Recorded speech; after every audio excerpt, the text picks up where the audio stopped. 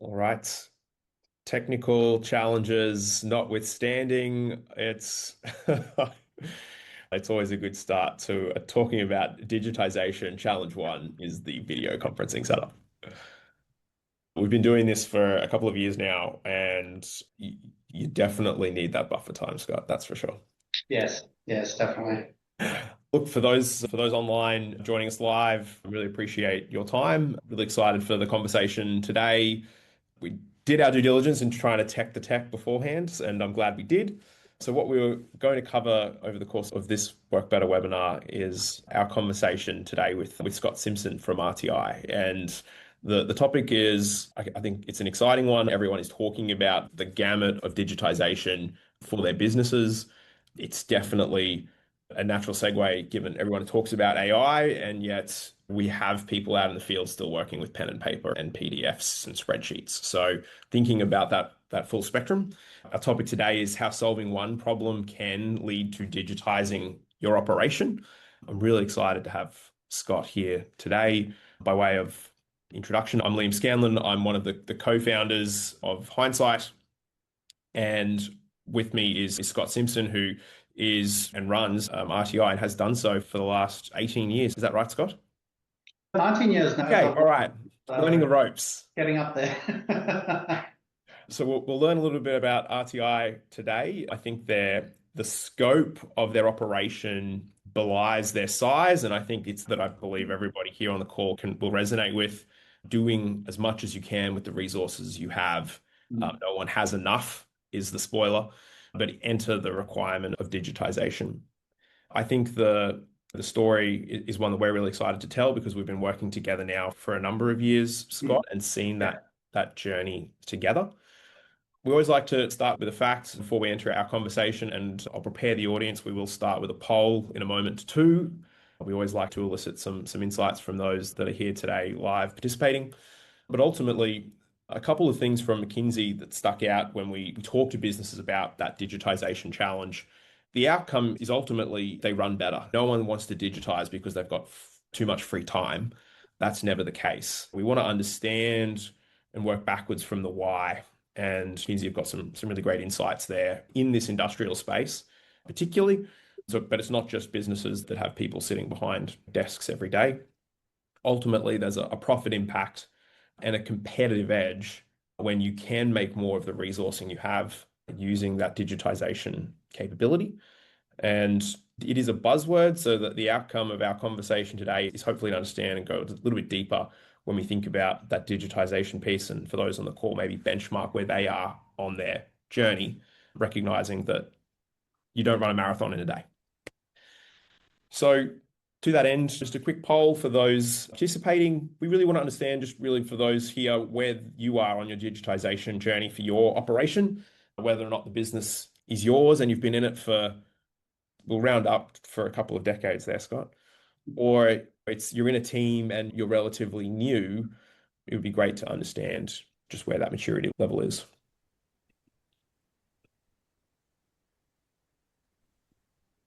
Okay, we'll come back to that result as we progress. But I thought what I'd love to do is get Scott a chance to introduce himself now and the business. And I think from that'll set the scene for our conversation today. So yeah, Scott, thanks again for making the time. Really appreciate it. But That's a pleasure. but Pleasure being here. tell us a little bit about yourself and RTI, please. Yeah, as you've already mentioned, I've been with RTI for 19 years. I've been all the way through from production into the service and looking after the operations of the business. But I guess before we get into the whole digitization of the operations, I just want to give you a big picture of what RTI does and where we are around the world. And I guess we're an Australian mining technology company. We're founded in 2004. And we started off based in Mackay, Queensland, servicing the Bowen Basin. Started off mostly with your coal mining and then slowly grew in over the 20 years within the mining industry into various iron ore, copper, and several other mining operations. We now have over 1,300 analyzers installed in probably over 60 countries around the world. So it's quite a big, broad market for us to maintain and look after. So what we try and do is help our operations and help them understand the material moving through their process in real time. And I guess the key driving value and the behavior cannot be judged reliably by sight. So by putting the instruments on the belts or the analyzers on the belts, we aim to get that real-time value back to the customers so they can make adjustments along the way. The main things that we're looking into is the composition and moisture, the commodity going through. So elemental compositions and moisture are the main things that we look at. We've got a few analyzers in the suite. We've got the all scan, we've got the moist scan, and we've got two smaller ash scan, which is more, and gamma scan, which is more in your coal industry. So our key focus is on the all scan and the moisture side of things, and measurements happen in process while material keeps moving. And I guess the key thing here is a lot of mines use sample systems to get their results, and there's a big lag in time between those samples being taken, processed through the lab, and what we try and do is get those results in so they can make the decision as soon as possible. So these assets are then really critical for the efficient operation of the plants and all those sites where they exist. Correct. And I guess the key thing there is if you're working on historical data, you can't make changes, live changes. And I think that's where the key value comes in our equipment is making the changes as they happen rather than trying to catch and change the process to make a difference after the fact has actually happened. But I guess that's only one half of what we do is producing a result.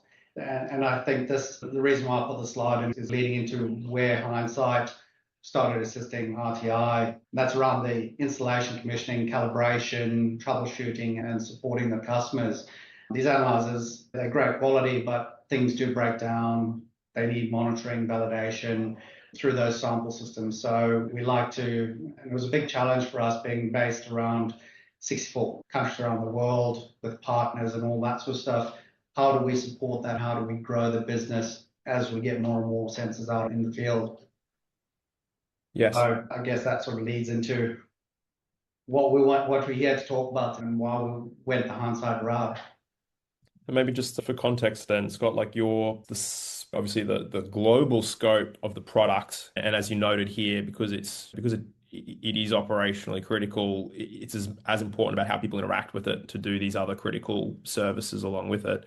Yes. What's the headcount of RTI today? Just to give people a bit of a scope, because it sounds, as a big global business, surely resources are limitless. At the moment, our service team and support team, so we've got the three offices now. We've got a Perth office, Brisbane office, and we've still got the Mackay office. But a lot of our service is done out of the Brisbane and Perth office. In the remote support team, we've got 3 people now, or 4 people.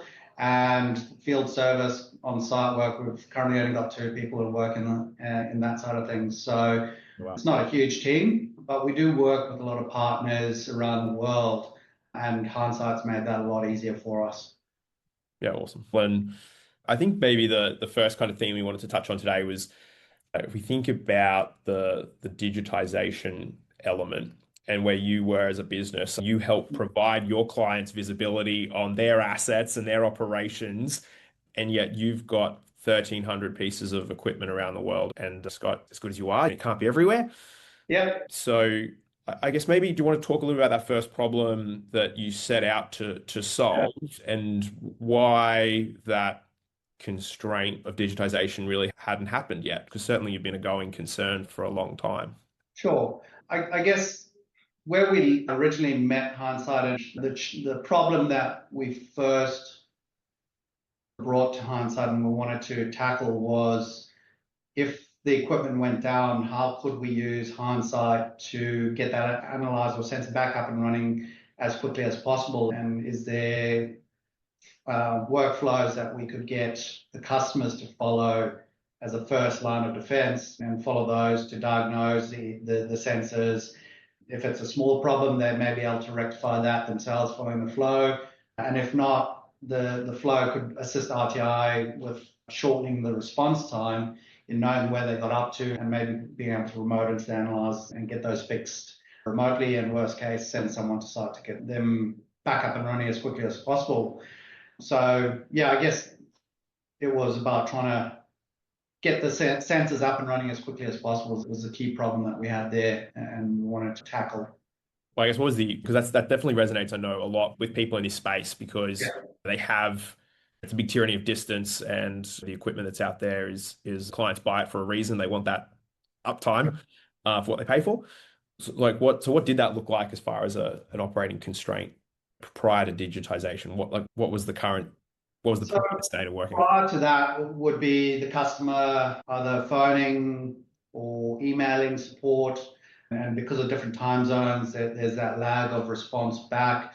Yes, you can have automated responses. We're going to get back to you. But what we found is a lot of customers needed that equipment up and running in the next couple of hours. And trying to get that self-diagnosis piece happening sooner was key to us. And how do we bring that to customers? But before that, it was at least 24 hours in some circumstances before we'd get back to the customer, coordinate a time to catch up with them, have a meeting, what's wrong, give them tips to go and diagnose. And yeah, it was back and forward via emails or phone calls Yeah, and in different time zones. It just started becoming quite a challenge for RTI to keep those sensors up and running. got it.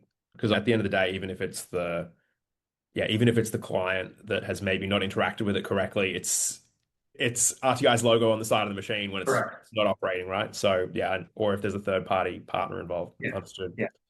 So then I guess with that, like why so you chose that, if I could, because that was the most valuable problem for you to solve, or was it because it was the simplest set of processes to, I guess, to try to enable someone in the front line to interact with, if it's a troubleshooting or a maintenance process? Um, it's interesting the way we went into it. We'll probably get to is we actually changed direction completely. But I guess we started with that because we had all the processes with fault finding and everything documented, but it was how do we get that to the customer that's easy to follow? It's easy enough giving them a manual or a work instruction, but when you get to a certain point, it's not obvious. Do you go left or right? Whereas that's where hindsight was great, is you can guide, depending on what they find, you can guide them in different directions. And that was a great help for us in going down that road. Nice one. That's just a really common story for us as a business. And I think back to my time at BHP, trying to run assets, trying to have the right information in the fingertips of the person you happen to send out to do the job, because they're probably not the Yeah. 20-year veteran that you do. Yeah, that makes a lot of sense as far as enabling them to be successful. And obviously, it's no surprise why we call that business hindsight. Yeah. Then, if we follow on from there, I think you guys are a really great example of you didn't try to set out to digitize everything all at once. No. Picked a starting point like you suggested there, and with a really clear reason as to why. I'd be keen to understand how you used that to then obviously flow into the next application of where hindsight made sense. Yeah, and I think after testing it for 4 months, we had a couple of customers take it up. We're still finding a lot of customers were just coming directly to us. So we started looking at it in a different light, and obviously with a bit of experience on how hindsight workflows work and how they benefit RTI. It led to looking at other aspects of the business around both internal and external support through partners. I think the big one for us was trying, and a huge cost for RTI because we're very niche equipment. It's not someone you can go out into market and get someone in and they're up and running. It's about getting them up to speed as quickly as possible. And by using hindsight, we ended up looking through how can we include our installation, our commissionings, and I guess getting those reports to the customers as quickly as possible. We used to do Word and Excel reporting, and you wait for the technician to come back to the office, they sit down, and now they have to finish off writing up the report. Whereas where we went to with hindsight is taking that installation commissioning, we were able to put that installation piece to our partners so they could do the installation without us being on site, or customers can follow those install pieces without us actually physically being on site. Commissionings, we could give our partners commissioning workflows to follow through. And one thing that we really liked about Hindsight is it's got a full audit trail tracing who did what, when. You can take photos along the way, they can ask questions, and we can provide that support without being directly involved or on the phone as they're doing everything through the process. You can just set them the task and they can run with it, which is a great saving in time for us and allowed us to support a broader customer base. Yeah, I remember the images you shared, right? But there's a radiology sticker on the side of your equipment, right? So people have a natural apprehension to just giving that particular piece of equipment a crack when it comes to interacting with it. But I guess besides, the outcome there, which is great, but you guys did take that crawl, walk, and run approach to that element of your business. Do you recall how you thought about where it made sense to even eat that elephant, that first bite, when it comes to enablement of those partners with installation and commissioning? Or was it by region or by a singular partner or a process? Or I guess we started off small in releasing it internally, working through it internally, what works, what doesn't work, before we release it out to partners. The partner side of things has only just been a recent step that we're taking. So within, I think, first one we did was probably 2-3 months ago, and we've been with Hindsight 2-3 years now. So it was taking those diagnostics. I guess the next step was just sitting back, looking what worked from those steps and what other parts of the business might benefit from it. And once we saw how Hindsight worked, how easy it was to do the different flows, it was a lot easier for me to then look at different aspects of the business and be able to take the learnings from the first step and see how we could apply it to the rest of the business. Everything that we do in our businesses, I think it's the same with a lot of businesses, is it's a workflow of some description, and you either go one way or the other. And yeah, once you learn that first step, it opens up so many more opportunities in the business. You'd been using your traditional processes for 15 years or more at that point. I presume for you putting your leader hat on, you called it out a couple of times, like once you could see that it worked, etc. Did you get some pushback from frontline people, or you've got experts who've always done it that particular way, and now you're trying to introduce another tool into their toolkit, something else for them to learn? I guess any of those change management challenges that it sounds like going incrementally helped overcome. Yeah, I think the biggest challenge with digitization is, I guess, people are familiar with the old way of doing things. It's very hard to bring them along with the journey. We definitely found some of the people who've been with the business a lot longer, they're probably the hardest to convince to move across the new system. But I think, once they got used to it and knew how everything worked, it wasn't as much of a challenge after that, I think. And from a customer perspective, the feedback has been really good for us. Being in mining, I think the biggest challenge for us is the acceptance of mobile phones or computers on site and just making sure those are passed out. That was a small challenge.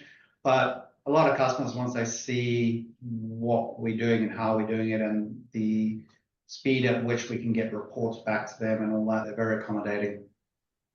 I guess that leads into our next point here, which I guess is you spoke about how you started with a key problem and then you worked back in through the life cycle of how people interact with your product, including, I guess, now manufacturing, that installation, commissioning for your people and distributors, and then how your local parties, your people or the client maintain or troubleshoot or interact with the equipment.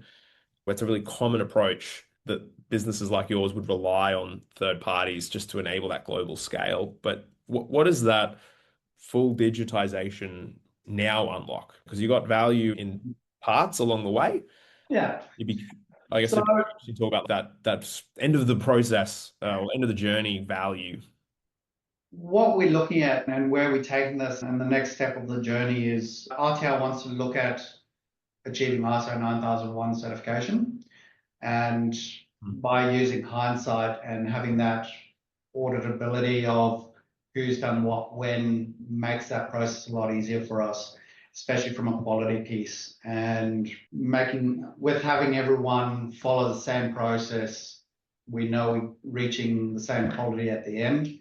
So it just makes that whole ISO 9001 process that much easier for us to achieve. And we can show that we're using the systems. We can show that we've got the trail. We can identify any issues along the way, how we've rectified them, and how they've passed the quality at the end. And it goes beyond that all the way through to delivering it on site. So I think for us, that next practical or that next big step for us in the digitisation is looking at ISO 9001 and how we can achieve it. Nice. If I hope it means you get to sleep a little bit more at night as well, Scott. If you It does. It makes a lot of calls from clients in 60 countries, and I presume you were the point of escalation. Yeah.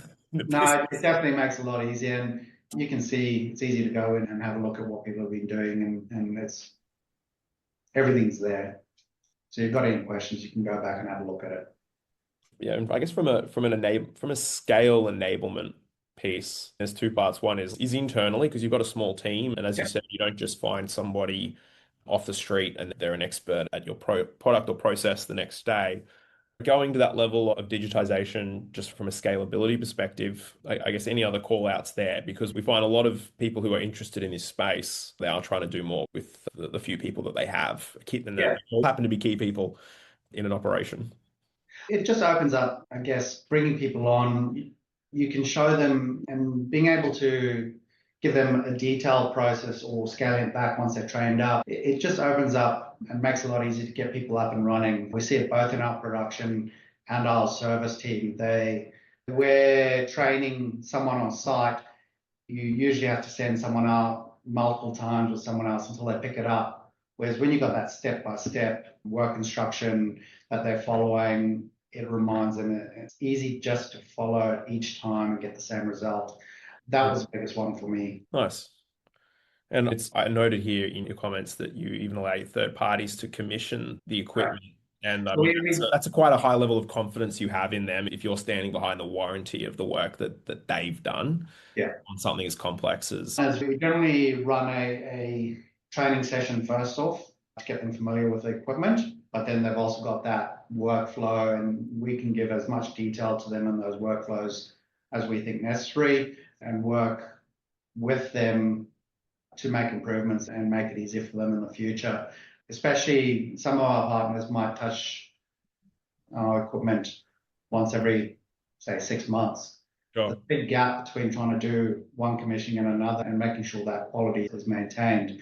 Whereas if you got that in work instruction, it's easy for them to, okay, I've done this step, I've done this step, I've done this step, and know that they're completing it to RTI standard, and we don't have to worry about sending someone overseas to do that work with them. And it's a huge cost saving for a lot of our customers too, not having to worry about sending someone international flights and all that. So it does save a lot of time and cost to customers. Yeah, absolutely. We hear that all the time that when you have those few experts in your business, like if you're going to put them on a plane and take them away from their families and bear that expense, you want to send them to the jobs that are worthy of their expertise. Yeah. No, I thank you for those comments and insights there, Scott. And I think just to paint a bit of a picture, why? Because based on those words, I might take a couple minutes maybe just to show a couple parts of hindsight where we actually how that operates. We won't show your account, obviously, for confidentiality reasons. Someone hasn't gone through your partner training program. But when you think about that full digital thread, it's still a process is a process. But when you connect them all together and you see the full gamut of how people have interacted with your product, you can see how it was manufactured and assembled and QA'd, and then how it was installed and commissioned, what that service and maintenance interaction has looked like, because you're getting more of that feedback and analysis as well as ensuring that that job got done correctly. Yeah. And then finally, when things happen, because of the nature of where these assets are. Someone can come up and provide that basic triage to increase the uptime. And in hindsight itself, if my screen share is still working, the web platform here is an example of what we can put in a work order. We call them work instructions. In this example, it's an installation and commissioning job. You can see the variety of processes from pre-install, install, commissioning tasks, what's currently in progress or needing to be done. As work is happening, hindsight will trigger action items, alerts, even defects can be logged, the hours spent and consumables used. Because we've also had the application built for any Android or iOS device, it can work offline very easily and work can progress. Additionally, though, if you are online, you can come through and collaborate live. So you can see this example. This is, I'm here, I'm doing it through the web, but this is an example of someone being taken through a pre-installed job. They're being provided the guidance, the requested QA along the way, which is how we reduce the inconsistencies in how that gets performed. It can be dynamic, and a click of a button, someone on the front line can still either in an automated way or a manual way send that feedback to the process owner or the relevant parties, hopefully not waking Scott up out of bed. And making that really easy and simple to do to support work across 60 countries. It shouldn't be more difficult than they require yet more training. You want somebody able to come in and intuitively do that job. And if you zoom out a little bit, you can then see not just that one process in one activity on one asset, you can see the full gamut by location or region of work underway. And you can dive all the way down into how that current work in progress is happening. You can bundle it into projects. You can track and go and find all that history by asset in only a couple of clicks, and making sure that all those reports and the outcomes of that are presentable to the client at the click of a button. Most importantly, thinking about that digitization journey that Scott and the RTI business you guys went on, it's your processes, it's your IP, especially if you're trying to then get it ISO certified. You're not hiring extra people to go and run a process. You need to enable that easy digitization. And in our workflow builder, we've made sure that's copy paste, it's drag and drop, it's common processes or nestled processes in processes if you really want to. And all of this is configurable at the click of a button as far as what you provide somebody and what inputs you require. So making that easy to do was, I guess, our mission, because if people are coming off the existing legacy systems, to your point, Scott, you've got to convince them that it's going to save them time and it's less effort than the cost of bothering, as well as obviously providing value to the organization. I wanted to paint that picture just because when we talk about digitization, it can be anything from going to emails instead of letters all the way through to AI. But we find for frontline OEMs and teams that are trying to operate more efficiently at scale, that this is where that work execution layer that runs across this life cycle is where we're providing a lot of value for clients and adopting it at a speed that they can do so safely. I'd be keen, Scott, just to throw it back to you for a moment, if I could, to hear a little bit more about what's next for RTI. Obviously, the it's never complete. You have ISO certification, which is for someone on the call, myself included, just hairs on the back of your neck stand up because that's a lot of fun. But yeah, what else you're trying to enable and take the business, and how you might see digitization enabling some of those things. I think the big thing or the big next step for RTI is looking into other areas in the business from the commercial aspect and a few other bits and pieces, and how we could use hindsight there.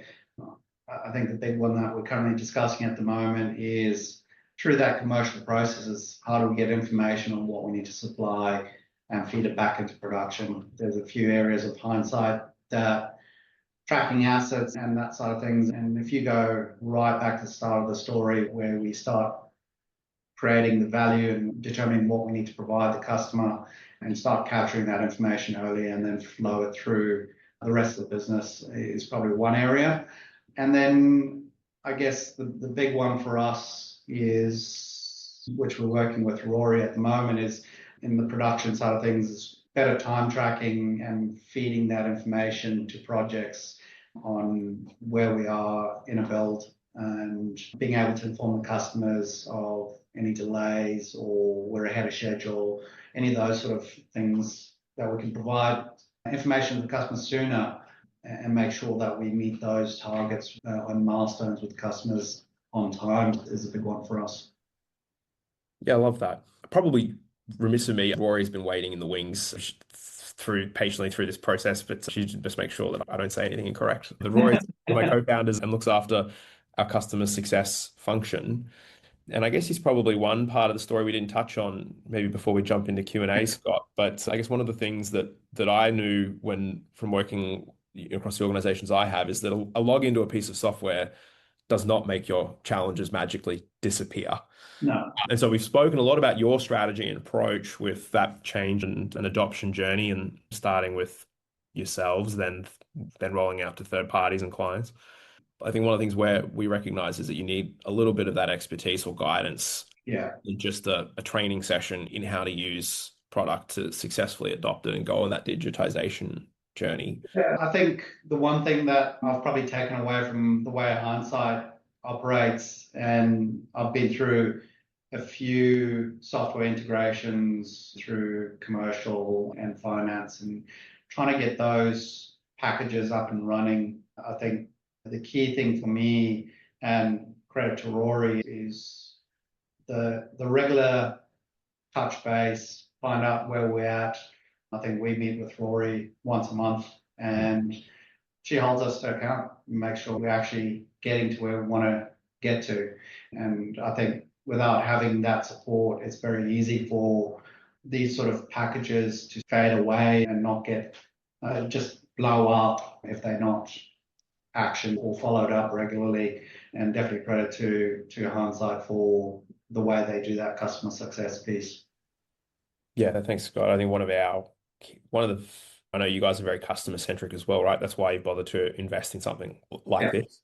Yeah. And for us, our first value as a business is customer wins are our wins, right? We're not winning if all you're doing is paying our bills. It's nice, but the real win is when we get you to the point where you're happy to tell people about it because of what it's done for your operation. And yeah, and it's also whenever we reach a point where we don't know which way to go, I know there's always that support there to help with those flows, and there's always new releases coming, and it's great to see where we started with Hindsight and what's available in Hindsight now. I think you've done a great job in taking us to the next level. we got to keep us busy. Look, maybe on that note, I might encourage those on the call if they've had questions or comments through the course of the conversation. Yeah, please shoot a message in chat if you're shy. If not, I think stick your hand up. I know some people have been messaging Rory as well, so I thank you for that. But yeah, we'd love to hear from you by way of questions. The more, as you can tell, the more conversational, the better. And while we wait for that, I've got one for you, Scott. Yeah. As we play 20 questions. What's for those on the call and if you're thinking about other operations that you've interacted with, if they're just starting to think about their digitization journey, and I guess a lot of them would be starting where you similarly started with, what's one thing you tell them if they're trying to consider solving a challenge digitally? I guess one thing for me is not to try and take too much on at once. Pick one area that you want to try and solve, learn from it, and then from there, take that to your next problem or issue you're wanting to solve. I think for us, it was the original one was taking that, helping customers solve issues on site.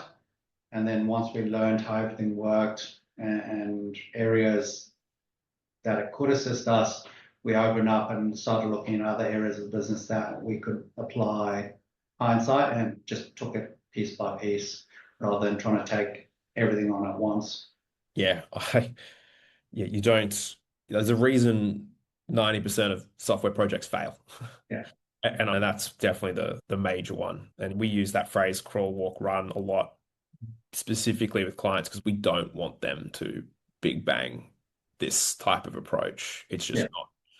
They want the value quickly, which is fantastic, but we want to bring everyone on that journey and iterate as we go because we know there's just going to be more embedded and them be more likely to be successful.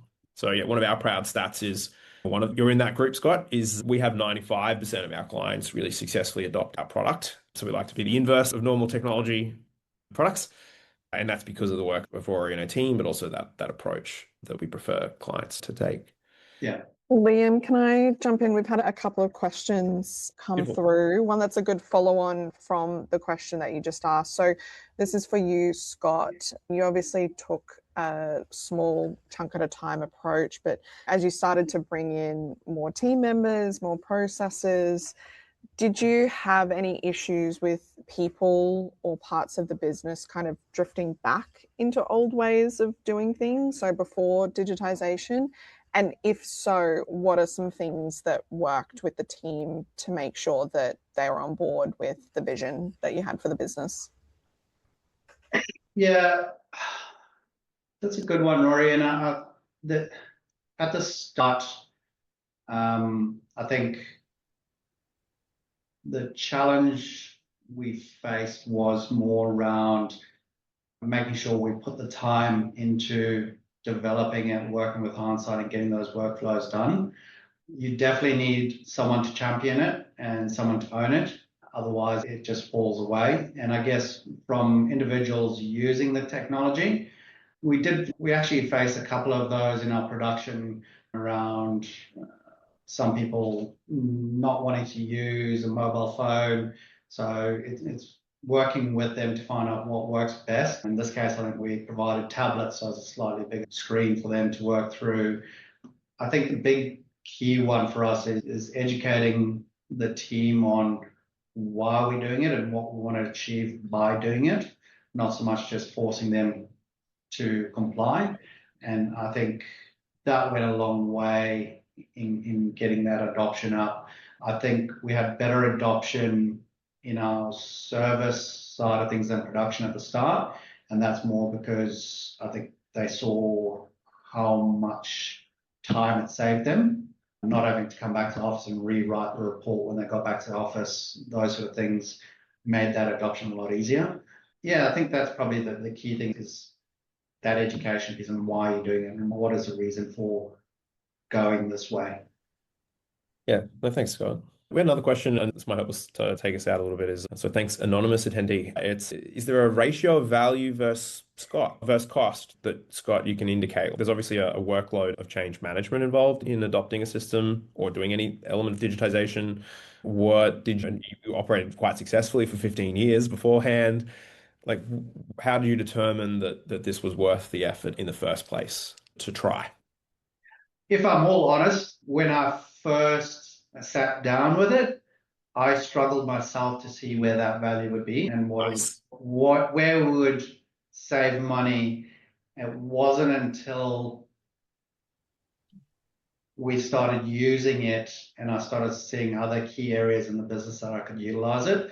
I think if we'd just stuck with the original problem, we probably cost us more than it would be worth.